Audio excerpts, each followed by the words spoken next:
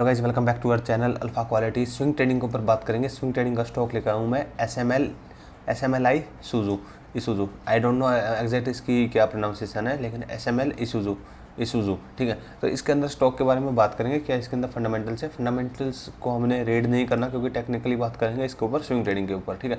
तो अभी क्या हो रहा है मेरे अकॉर्डिंग यार, इसके अंदर बाइंग आ रही है। बाइंग कैसे आ रही है अगर हम बात करें तो वीकली टाइम फ्रेम के ऊपर चलते हैं, पास्ट के अंदर देखते हैं कैसा परफॉर्म किया है ठीक है। तो लास्ट काफ़ी टाइम से ये अपने अप ट्रेंड के अंदर है। 2021 के बाद जैसे कोविड की फॉल आई थी, उसके बाद से स्टॉक हमारा कंटिन्यू एक अप ट्रेंड के अंदर है।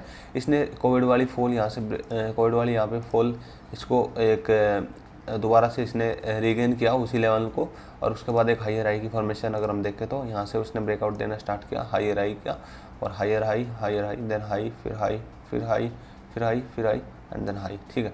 तो अभी क्या हो रहा है अगर हम बात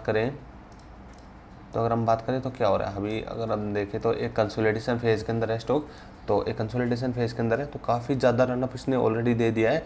तो स्टॉक्स में क्या होता है कि काफ़ी अच्छा रनअप देने के बाद स्टॉक हमारा कंसोलिडेशन फेज़ में जाता है और एक तरीके से पोल एंड फ्लैग पैटर्न का ही फॉर्मेशन बनता है ठीक है। तो जैसे ही पोल एंड फ्लैग पैटर्न का फॉर्मेशन बनता है, उसके हाई के ऊपर हमने बाइंग करनी होती है, फिर उसके बाद जो स्टॉक होता है दोबारा से अपनी जो रैली है वो कंटिन्यू करता है ठीक है। तो अभी क्या हो रहा है, ये एक तरीके से पोल एंड फ्लैग पैटर्न यहाँ पे बन रहा है। जैसे ये हमारा जो पोल है और इसके बाद ये फ्लैग पैटर्न बन रहा है और इसके हाई के ऊपर हमें बाई करना होता है। लेकिन उससे पहले हमारी जो स्ट्रेटेजी है वो हमारे उससे पहले भी एंट्री देने का एक मौका दे रही है। तो मेरे को लगता है यहाँ से इसके अंदर ब्रेकआउट आ सकता है, क्योंकि हमारी ये जो ब्लैक लाइन है ये हमारी 50 मूविंग एवरेज की है। तो 50 मूविंग एवरेज के ऊपर हमने ट्रेड लेनी होती है स्विंग ट्रेडिंग, जो कि इस 50 मूविंग एवरेज हमारी शॉर्ट टर्म मूविंग एवरेज होती है। तो 50 मूविंग एवरेज का यहाँ पे ब्रेकआउट हो गया, प्लस आज के दिन इसकी रिटेस्टिंग हो रही है, तारीख है 10 जून, तो इसका रिटेस्टिंग हो रही है। तो जैसे ही रिटेस्टिंग की नेक्स्ट डे जो कैंडल होगी, अगर रिटेस्टिंग से अगर ऊपर मिलती है, मीन्स जो सिंपली अगर मैं आपको सरल शब्दों में समझाऊं तो ये हमारी जैसे फॉर एग्जांपल हमारी 50 मूविंग एवरेज है, तो क्या करना हमारी स्ट्रेटेजी क्या है, उसका ब्रेकआउट होना चाहिए ठीक है, उसके बाद उसकी रिटेस्टिंग होनी चाहिए ठीक है। जैसे इसकी रिटेस्टिंग हुई उसके हाई के ऊपर हमें बाई करना होता है ठीक है। तो और स्टॉप लॉस होगा हमारी ये इसके नीचे ठीक है। तो रिटेस्टिंग कैंडल के ऊपर हमें बाई करना होता है फॉर द टारगेट नेक्स्ट उसकी जो स्विंग हाई है ठीक है। तो अभी क्या हो रहा है, अभी हो रहा है स्टॉक के अंदर 50 मूविंग एवरेज का सिंपल इसके अंदर ब्रेकआउट हुआ है ठीक है। अगर हम बात करें सिंपल इसका ब्रेकआउट भी हुआ है, प्लस इसकी रिटेस्टिंग भी यहाँ पे हो रही है। तो इसकी जो रिटेस्टिंग कैंडल है उसके हाई के ऊपर हमें बाई करेंगे फॉर द टारगेट। पहला जो हमारा टारगेट होगा जो इसी रेंज का होगा, जो कि इसके अंदर इजीली मिल सकता है आने वाले टाइम के अंदर इजीली, क्योंकि स्विंग हाई है सिर्फ 11% का, तो हमें इजीली टारगेट मिल जाएगा इस स्विंग के अंदर रहने के बावजूद भी। फिर अगर इस लेवल का अगर ब्रेकआउट होता है यहाँ से, अगर मान लो 23-68 के लेवल्स का अगर ब्रेकआउट होता है, तो अपसाइड एक अच्छा खासा 3000 तक का लेवल मेरे को देखने को मिल सकता है।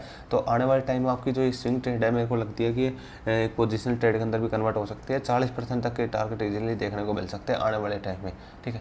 तो स्लो एंड स्टडी इसके अंदर मेंटेन रहना चाहो तो रह सकते हो, और उसके पहले एक 2750 का टारगेट ले सकते हो थोड़ा सा, क्योंकि अगर आपको दूर लग रहा हो तो।